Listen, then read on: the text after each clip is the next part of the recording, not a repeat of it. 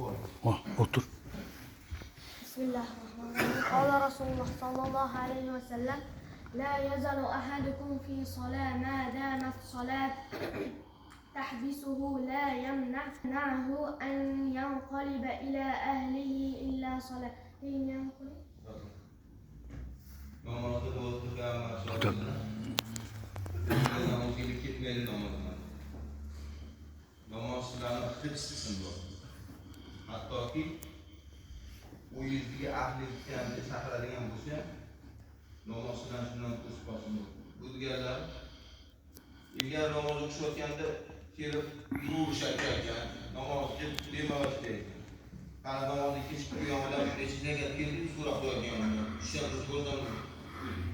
Deyarli chaqirib qolsa namoz o'qigan hozir do'rarkan yoki bolaga 5 yoshda do'rarkan shu yurib ketgan yo'q millak ketgan ishi bo'z chiqib ketadi. Boyaga o'qigan oyatni nozil bo'lishi. Qumu lillahi qanitin. Allohga ibodat qilganlaringizda qoyim bo'lib, qonib bo'lib ibodat qiladi. Tinch sakinat bilan bo'ladi. Ana shu oyatni sharhida Rasululloh keyin tushuntirdi. Nima degan bu oyat bo'ldi? O'zingdan o'zing yurib ketmading, o'zingdan o'zing gap bormading, ko'rgan harakat qilmading, namoz o'qib bo'ldi. Sakinat bilan, xotirjamlik bilan, ixlos bilan, muhabbat bilan ish turlaring. Ana shu oyat, shu hadislardan hukm chiqarib, ana bu narsa ulamolar birov chaqirganda agar o'zingni bundoq qarasang namoz o'qiydi. Makruh bo'ladi. Ko'kragiga bilan bundoq qarab olsang namoz buziladi. Harakat cheklanyapti-da. Agar bundoq qarab olsang namoz buziladi.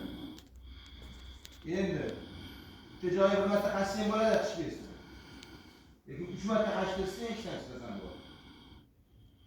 Harakatda hammasi sakinat bilan bo'lish kerak namoz. Namoz chunki insonni xuddi mahbusga o'xshab qilib kerak. Qamrab olish kerak, urib olish kerak, namozga kirib qolish kerak. Bo'ldi, kerak. Shunda halovat topadi inson namozdan.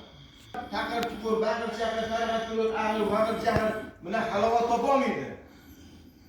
Namozda halovat topolmasa, namozda lezzatni topolmaydi.